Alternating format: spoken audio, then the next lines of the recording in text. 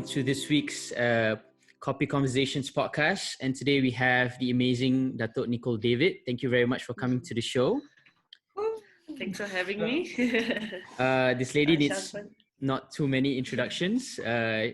Considered to be the greatest women's squash player of all time. She has a record for world number one in squash for a very long time. I think it was 108 consecutive months. And many other awards. And now I think you're running the Nicol David Foundation, if I'm not mistaken, right? And I think we'll find that out later. It's in the process of starting out. It's amazing. Okay. Thank you. So I think we'll start with an easy question. Hopefully it's an easy question. So being a squash player, I'm just thinking, like, how did you start all of that? In Malaysia, people typically, you become a footballer or, I don't know, like from the top of my mind, that's the first thing I would think badminton about. Player, yeah. Or badminton, Yeah. But you chose squash. So what was is that your goal? Was that something you've always strived to be?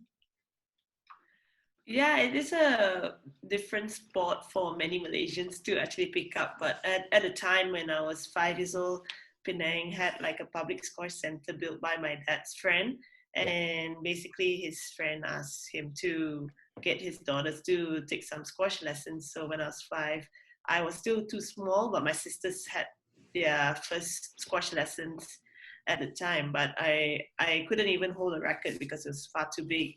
Yeah. So but then I had to join them, being the brat in the family, the youngest in the our 3 girls. And when I watched them play, they were having so much fun, and I really wanted to play squash straight away when I saw how fast the game was. And I just got intrigued by what it gave. And so I asked my dad to try and find a way to get me to play squash. So he got an old racket and cut the racket into half and put the grip at the end of the racket, and I had a mini squash racket to start. And at 5 years old, I started playing, and I just loved the game ever since. And I just got better. I wanted to train with my sisters every day. I wanted to just go to the squash courts and play with all my friends, and I had the best time. And the more I got better, the more I started playing local events, international junior events, and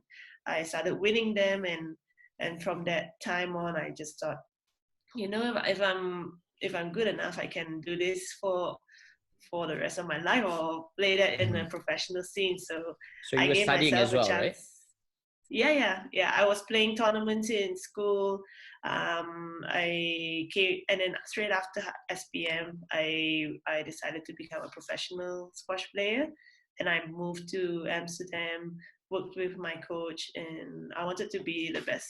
And to be the best, I had to train with the best. So I went to Amsterdam and learned so much more about how to become a professional squash player. And from that on, I just went from strength to strength, worked really hard to get to where I wanted to go. From a very DIY way of playing squash to all the DIY, exactly. Yeah, just figure it out yourself from the beginning. I was fortunate to have a good coach when I was growing up. She was a female coach, that Miss E Poi Hun, but she created this community that was so fun and enjoyable, and you didn't feel like you was she based in Penang or was she based in Amsterdam? Yes. My first coach in Penang, yes, and then later when I moved to Amsterdam, she's an Australian coach, but based in Amsterdam. So I moved there. Her name is Liz Irving. Was it an easy decision to decide to go professional on squash? For me, it was, but telling my parents and trying to convince them was also another thing. So I had to actually bargain my way to play pro after school. So if I did well for the first year, then I will carry on playing professionally. So if I didn't do well, then I'll go and study and go to university. So obviously it went the other way, and they just fully supported my decision, and I was very, very happy that they gave me their blessings, and I could go on and do what I wanted to do and dream of. Because you kept winning, so they have to be. So is it like Yeah. a feeling, like, like, I guess at the turning point of your life, right? You get to pick, okay, university or like become a squash player, right? So it's obviously like, okay, parents is one thing. That's obviously a big factor. But you also yourself, right? You know that if you take the squash route, you really gotta like, you either make it or you don't, right? At least university is like you got backup. So how did you go by making that decision? It must be tough, right? It was actually helpful when a lot of things were happening for me when I was in a junior. So as you are playing junior events, you kind of gauge where you are in the national team or in the state team. And then when you go overseas, you play with other international players that pretty much will be the same group of players that are going to be in the pro circuit later on. So I think when you see yourself doing well there, you kind of gauge that you could do quite well in the world pro scene. And winning the world junior title when I was 15 kind of gave me that little light bulb saying, oh, if I could do this in the world juniors, why not be a world senior champion in a pro tour? So that really kind of spurred me on to push myself towards that squash career path. And my parents knew that. I mean, I knew it from my gut that that's what I wanted to do, and I'm willing to put the time and the effort in to make it happen. Great. So Shaz and I, so we both play futsal a lot, and I used to think that I'm good at it, and I also used to think that I'm good at badminton. But you play it, so it's good. But it's true. But then that's what we tell ourselves, man. Yeah, it's true. But then how would you know, right, if you are good enough to be a professional athlete of a certain sport?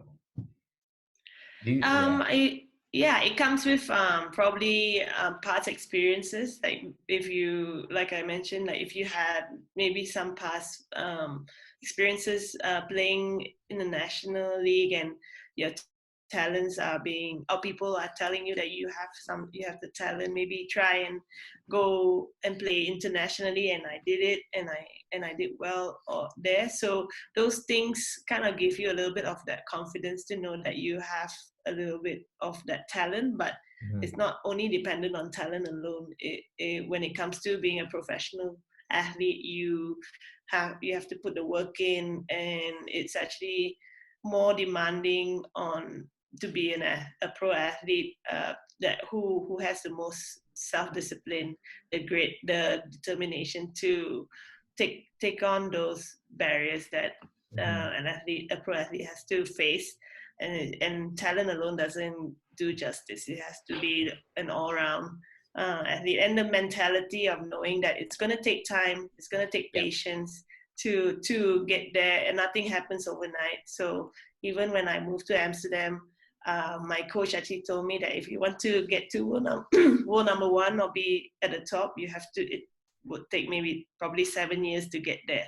So whether you're told straight away you're going to take probably half your life or so to get to where you want to go, and if you are willing to commit, then that's where you can go forward. Going back to what you said, being a professional athlete requires you to be disciplined, good work ethic, right? Where do you think these like aspiring athletes usually succumbs to, right? Where would they fall in between these cracks? Which in your own observation and experience?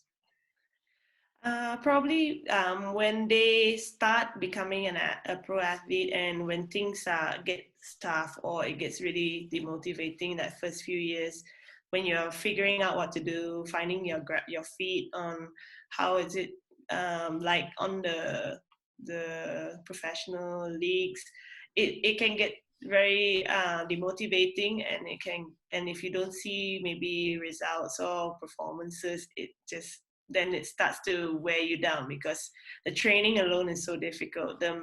to push yourself mentally to always like think positive, and you get there. It is sometimes tiring, but then if you want it bad enough, you improve, and once you see that small improvements and work on the small details to get to those small goals that you set yourself up, and not like going, oh, I want to be world champion. It's just too far a goal. You have to set those small goals to help you get there. That will help other athletes that are in that rut to stick to their path and not stray away and think, oh, I'm not getting anywhere.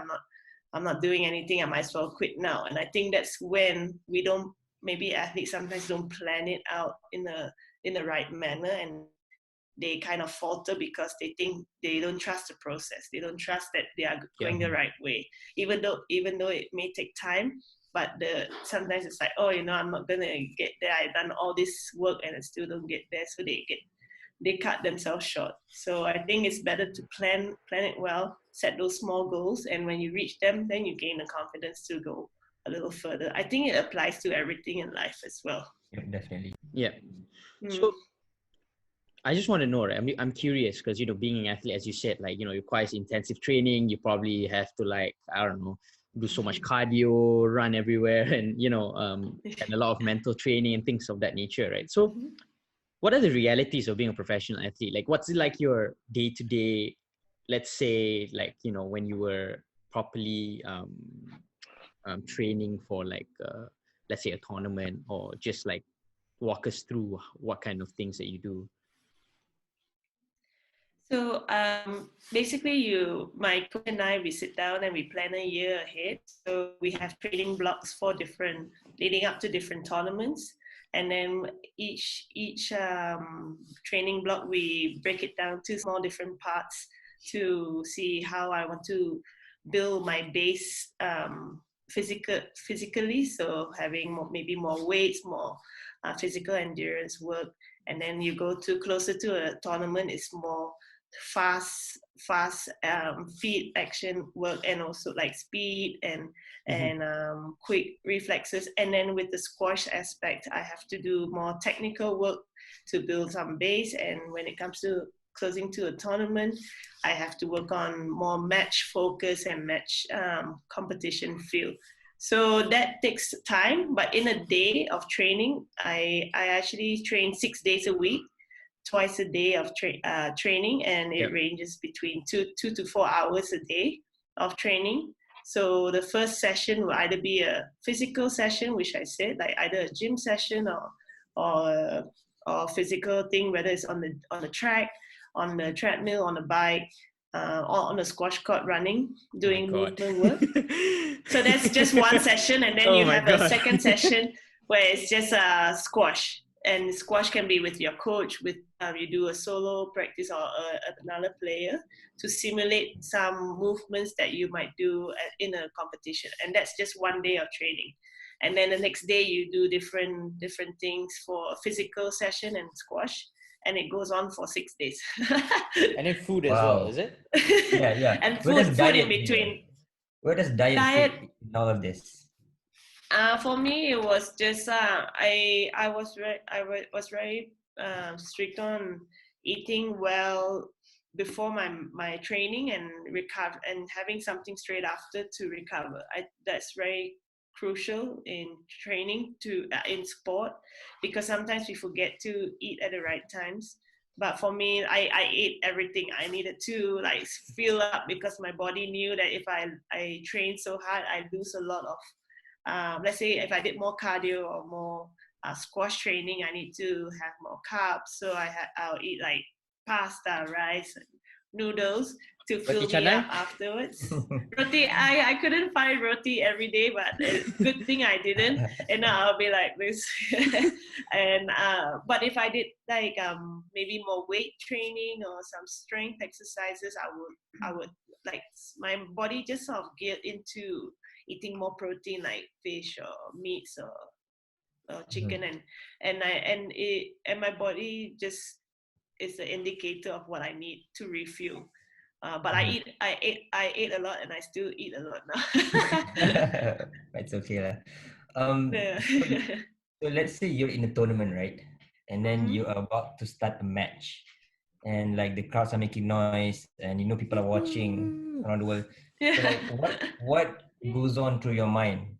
Like, is it like a tunnel vision? Like, what goes inside Nicol's head during that time?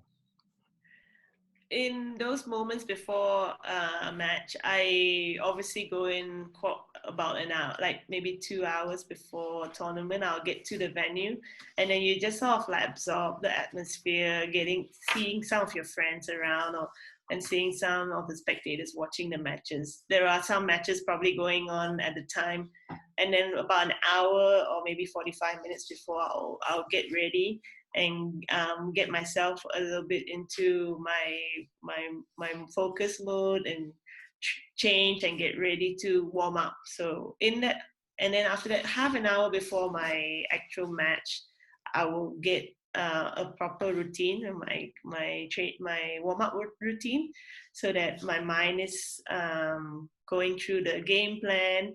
I do some visualization and stuff, and that will help me to be a bit more zoned into preparing for my match. Not so easy, but it's a practice that I do that worked for me.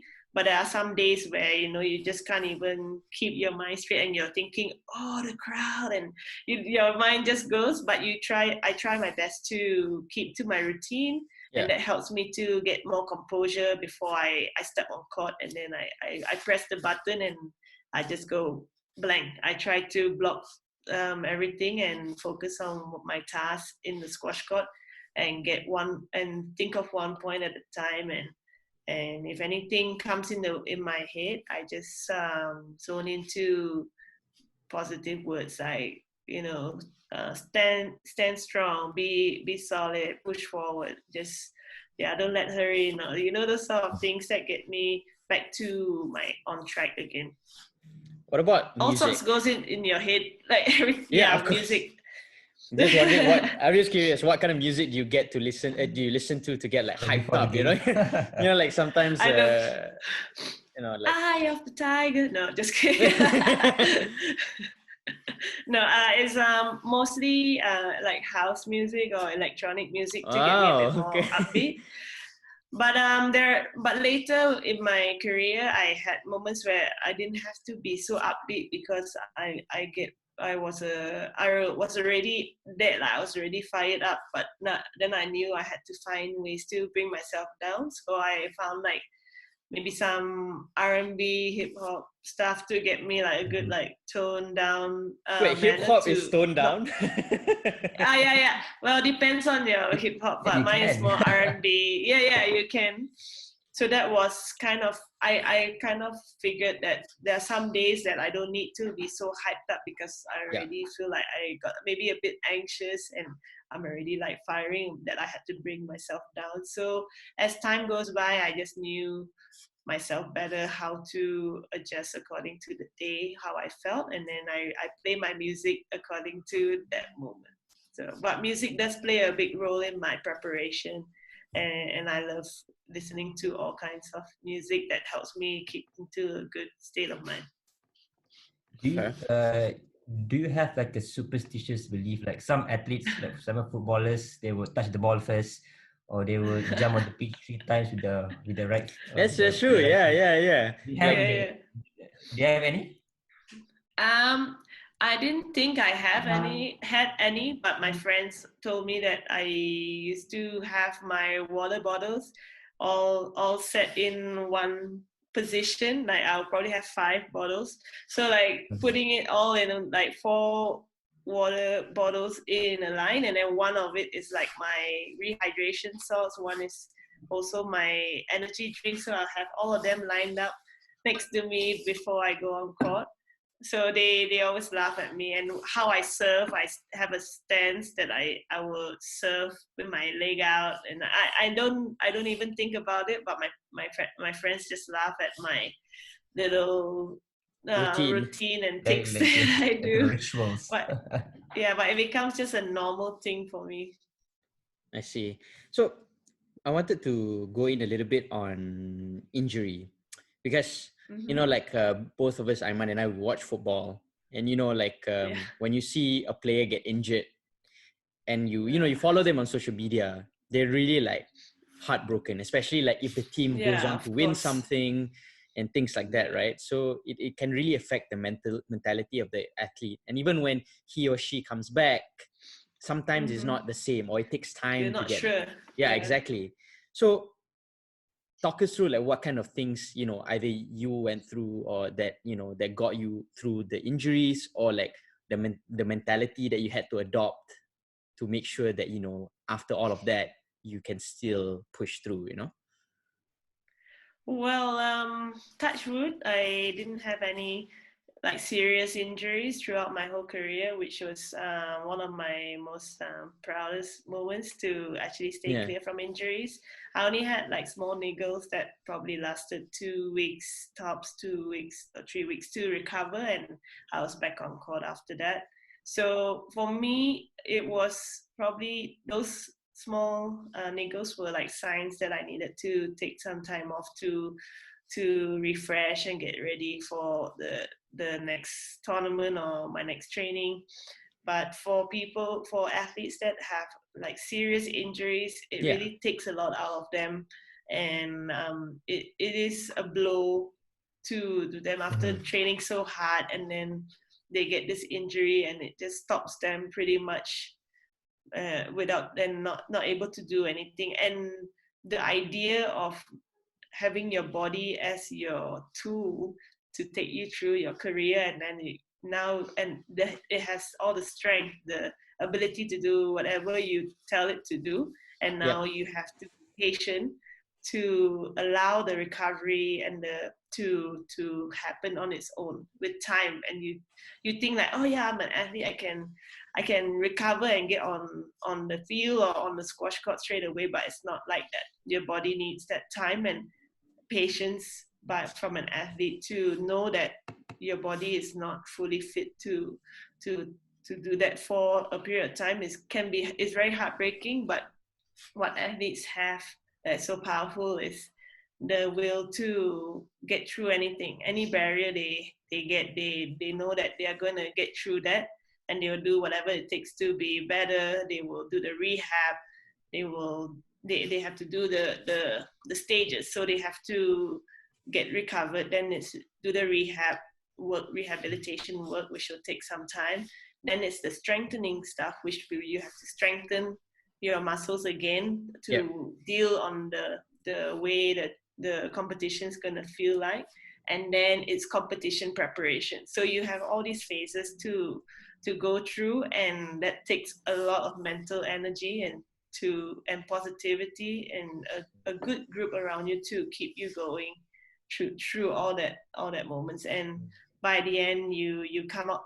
I hear from a lot of players that have had injuries that they have more appreciation about the sport and their body, and they enjoy it so much more when they come back feeling better, and they did all the work, and they finally push through that barrier, that they actually feel that they can do anything after that. If they put their mind to winning a tournament, they have more conviction because they've gone through that bad phase to recover. So it's a whole process, not just strengthening, but also having the support system to let you break through the barrier. That's right. So going back to what you said on aspiring athletes having a rut, for example, have you ever been in one of those ruts where you were not sure whether you are good enough, or maybe you could say one of the more toughest points in your career? Maybe you can share with us a little bit, or how did you go through it, and what was the situation about, if you don't mind? Well, one of my toughest moments was actually getting to world number one, and then winning the world title for the first time. And then after that, what to do next? Because I already got what I wanted. I lived my dream, and now what do I do after this? Nobody really explains to you how to be a world number one or world champion. So I had to figure it out myself. I did struggle a little after being at the top because I lost matches. I was expecting myself to be, if you are number one, you have to be something different. So you are thinking more than actually doing what you are doing best. Like you. So when I went through that phase, I learned very quickly that to be at number one, you have to work even harder. So I sat down with my coach and we just had to review goals again. We had to see different targets that I needed to work towards and build a strong support team to work on all the small areas to improve my game. So they have their own roles to play, like my sports psychologist, working on my mental aspect to help me on being number one, what to expect, what pressures that I have to take, and how to minimize that pressures. And then also with my physical trainer, how to customize my training, that I will be one of the fittest athletes out there, that no one can come close to me. So you cover all these aspects to be the best you can be, and improve. And I'm constantly improving those little details at every step of the way to become to be better and to grow stronger. So going through that rut helped me to open my eyes to the what I needed to do next, and that's how I could prolong my career. I see. So sorry, I completely forgot. I wanted to ask about the injury. So because I look up to people like Cristiano Ronaldo, LeBron James, certain people that they don't really get injured. They do, but it's just that they take care of their body so well. Like I heard, like LeBron James spent like, I don't know, $1 million or something a year just taking care of his body through different means. So I'm just curious how you kept yourself, touch wood, like not injured, like throughout your career, like, because it's obviously like a mix of different things, right? But in your opinion, like what kept you, not get like a serious injury? Because, squash is quite, like you can get injured really badly. Yeah, it's very demanding on the body, and from a young age, my dad actually was a sports person himself, and he was a sprinter and also a football goalkeeper for Malaysia. So when he was 17, he actually had a bad hamstring injury from sprinting, and when we were playing sport, he always reminded us, like, always remember, if something is not feeling right, stop. And let's check and with the physio or doctor to see how it is. But when you feel something's not right, if you play on it, it's not going to get any better. So I always had that in my mind when I was growing up, and I was very fortunate also to have the Institute of Sports in Malaysia, to have their physios there, their sports science experts to customize all the training according to my strengths and weaknesses. So if there's any areas of weaknesses, I had to have my training geared to strengthening those areas. Also, my sports physiotherapist was really good. He used to work with me all throughout my career, and he was very specific on recovery, teaching me how to understand what is pain and what is stiffness. So if something is painful, stop and get it treated. And when it's stiffness, it's just a normal stiffness. So I got a lot of education growing up on how to look after my body. And that was my first priority. My body was my tool. And I paid a lot of attention on making sure it's strong, it's balanced. And I think that's the key. When it's not balanced, that's where injuries come. And something pulls this way, and then an injury happens on the opposite side of your strong point.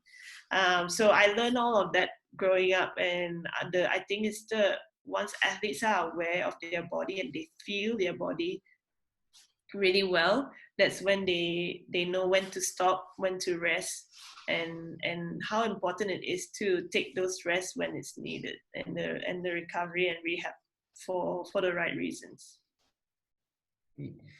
So from what I can gather here, being a professional athlete, it needs a lot of ingredient. Definitely. You mentioned something about sports psychologists, so it got me intrigued about that. Can you share a little bit the impact of having a sports psychologist in your game and in your life? And how is the acceptance of having a sports psychologist in the athletes world? It's pretty much like the thing to have in a pro athletes world to identify what you need to work on pressure situations, how to first understand yourself better, to know what your strengths are and what you want to tackle that is blocking you from going forward or thinking negatively. So these things you can't fully identify alone. You have to actually speak it out loud, or having a sports psychologist to reflect or ask those questions that you don't necessarily ask yourself. And then when you verbalize it, then we know how to find solutions on what you're thinking.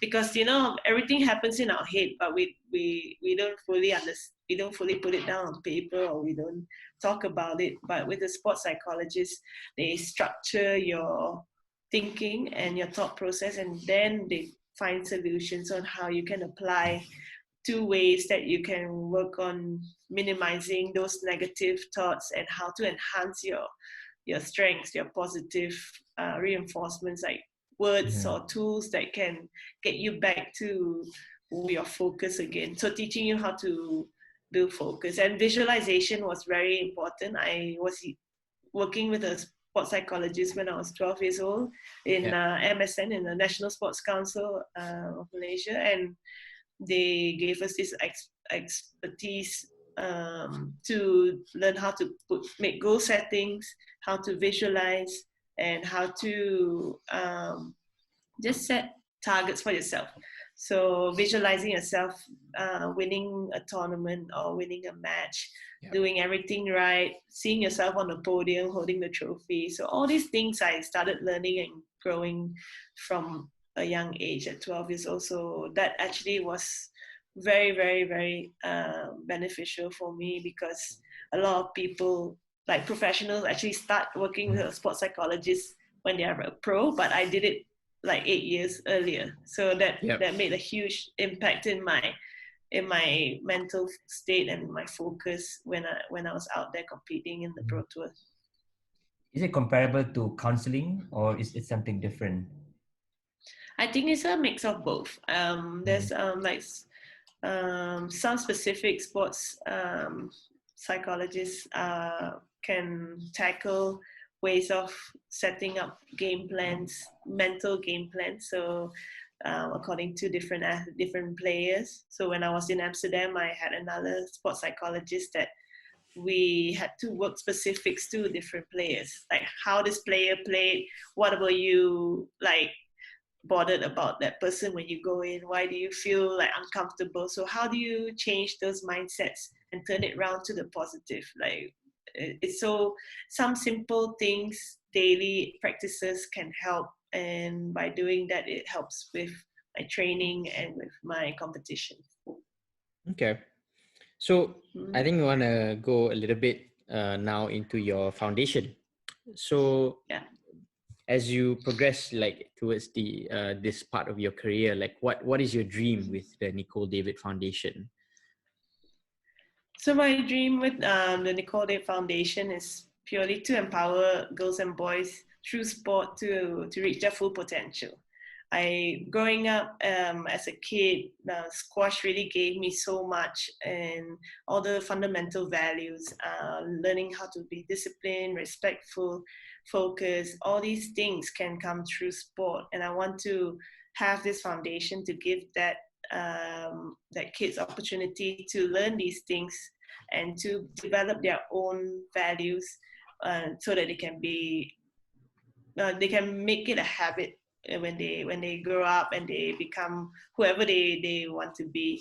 And I'm also going to include English as an extra subject for them too, because the proficiency of English in Malaysia is also going down. So I want to give this chance to help develop their English proficiency as well, so it will help them in also their future path. Wherever they go, they have some English base. And is targeting 8 to 9-year-old kids, and we want to do a program that will go on throughout their primary school years, because those are the years that they really can absorb and grasp what they should learn then before it's too late. Yeah, exactly. And just create a community that they feel safe and that they can play sport and and grow with each other. Mm-hmm. Is it any sport or squash? Just squash for now. Yeah, squash for now is my expertise. Yeah, fair enough.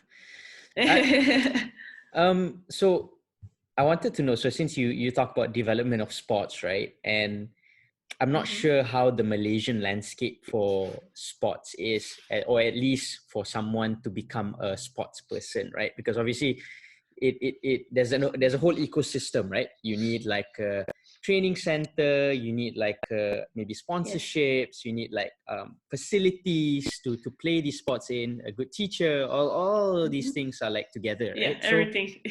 So like, what do you think the state of Malaysia is right now? Not maybe you know more about squash, but maybe a general term. Like what do you think maybe we can improve on, that, you know, at least in the future we can get more of Datuk Nicol David, you know, to become either more squash players or more tennis players, you know, whatever it is.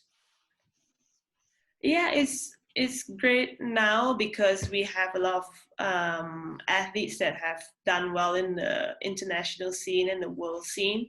So in that sense, we can encourage more kids to aspire to be athletes, but we still have to break that little barrier of thinking that, you know, sport won't get you a career path for yourself.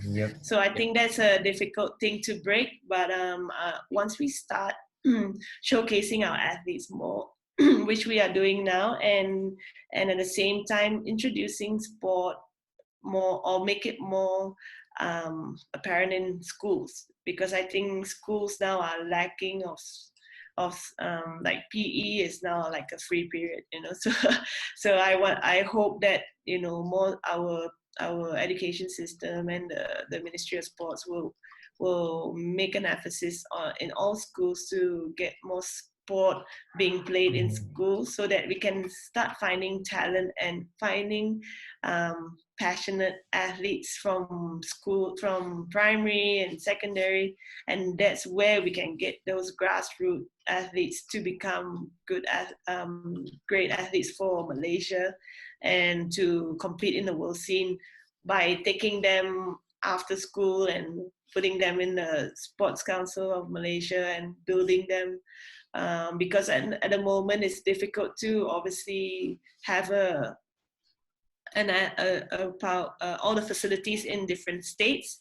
We have an amazing facility in Bukit Jalil and now more so in some states, but that's what we need to do. Start from schools, build them, give them the encouragement that they can be athletes, and if they do, they can actually fulfill a career path that the facilities are being provided to them to become a pro athlete or an athlete that's going to compete for Malaysia, because everything is going to be looked after. Yeah. So what would your advice be to these grassroots young aspiring athletes? And maybe this advice can be a little bit more practical as well, maybe in terms of looking for resources, not just having the passion in sports. Maybe you can share what would your advice be to these young aspiring athletes? I would like to tell these aspiring athletes to just give themselves a try and go for your passion. But if you want to know more, you can always ask around. Maybe if your teachers or your coaches have any connections, always ask questions and always learn from the people that you are getting taught or coached, and maybe do some research online. Now there's so many things that you can find online, or try to get connections in the national sports the national sports council, or to just get more information so that you can get excited about the fact that you can find different means of learning and improving.